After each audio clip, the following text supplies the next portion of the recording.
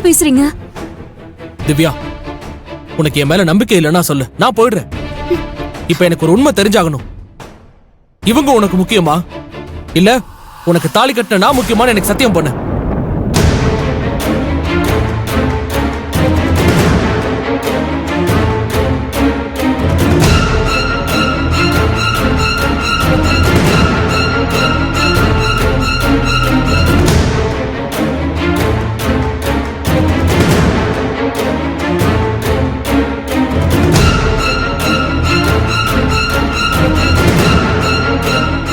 எனக்கு நீங்க தாங்க முக்கியம். இவங்க இல்ல. இனிமே நீங்க சொல்றபடி நடந்துக்கிறேன். திவ்யா, நீ சுந்தர் சொல்றது. அக்கா, நீங்க எனக்கு நிறைய நல்லது பண்ணிருக்கீங்க. அதுவே போதும்க்கா. எனக்கு என் வீட்டுக்காரர் தான் முக்கியம். என்ன நீங்க தப்பா எடுத்துக்காதீங்கக்கா, ப்ளீஸ்க்கா.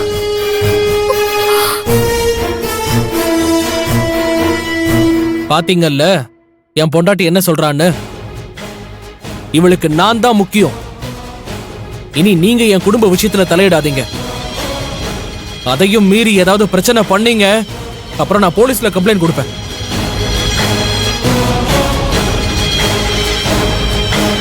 வா திவ்யா, நீ கிளம்பு.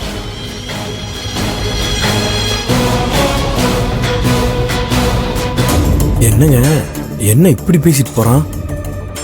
திவ்யாவை எதுவும் பேசாம கூட போறாங்க. திவ்யாவுக்கு ஒண்ணும் தெரியாதுங்க. இவங்க குடும்பமா சேர்ந்து அவளை ஏமாத்திட்டு இருக்காங்க.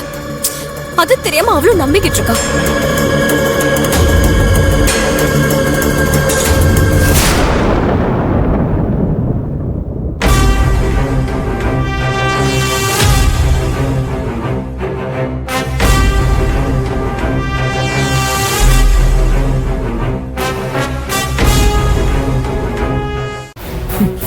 நான் எதுவும் பேசலங்க. இங்க பாருங்க, சொன்ன கேளுங்க. அவ்வளவுதான். எங்க எங்க டேய், என்னடா? டேய், உள்ள வராத, அங்கேயே நில்லு. டேய், எதுக்குடா இப்ப மருமகளை உள்ள வர வேண்டாம்னு சொல்ற? ஏமா, அவன் கிடக்குறான். இப்படிதான் ஏதாவது சும்மா சொல்லிட்டு இருப்பா. நீ உள்ள வா. அவர் சொன்னதை நான் உள்ள வருவேன். டேய், என்னன்னு சொல்லு. இப்ப எதுக்கு இவன் மேல கோவப்படுற? மா, நம்ம இவ்வளவு தூரம் சொல்லியும் அந்த செல்வி கூட அவ பேசுறாமா? இல்ல அத்தை, நான் எதுவும் பேசல அத்தை. அவங்க தான் வந்து பேசினாங்க. நீ பதட்டப்படாம இருமா, நான் பேசிக்கிறேன். டேய், என்னடா நடந்தது? அவ பேசினதா என்ன? எதுக்கு இப்ப நீ கோவப்படுற?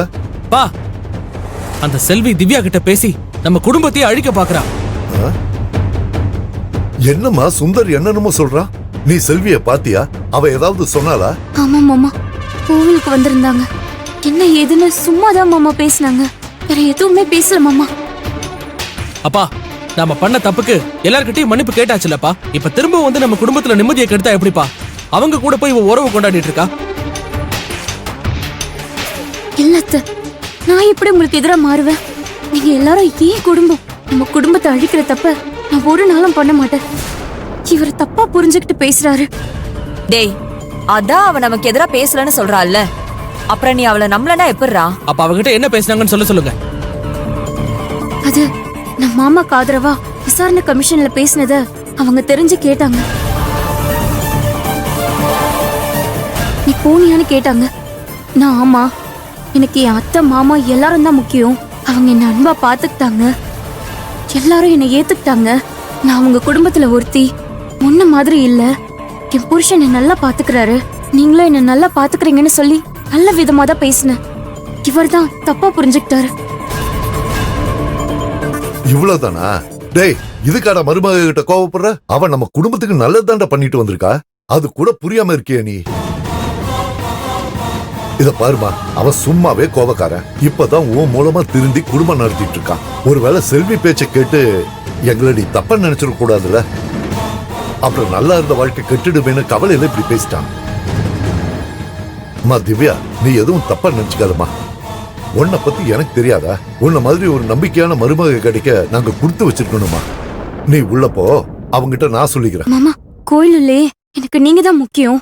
இனி அவங்க கூட பேச மாட்டேன்னு சத்தியம் பண்ணிட்டு தான் மாமா வந்தேன். இனி அவங்க பேச்ச கேட்க மாட்டேன். நீங்க என்ன சொல்றீங்களோ அதுதான் எனக்கு முக்கியம். திவ்யா, இங்க பாருமா, எங்களுக்கு உன் மேல நம்பிக்கை இருக்கு. நீ எங்களுக்கு எந்த துரோகமும் செய்ய மாட்டேன்னு நம்புறோம். அதனால இனிமே பிரச்சனையை விடு. டேய் சுந்தர், நீ அவளை விட்டுடு. திவ்யா தான் பேச மாட்டேன்னு சொல்லிட்டால, இனி எதுவும் நடக்காது. நீ தேவையில்லாம அவன் மேல கோவப்படாத, புரிஞ்சுதா? சரிம்மா, எனக்கு ஒன்னும் அவன் மேல கோவம்லாம் இல்ல, ஒரு அக்கறையில தான் சொன்னேன்.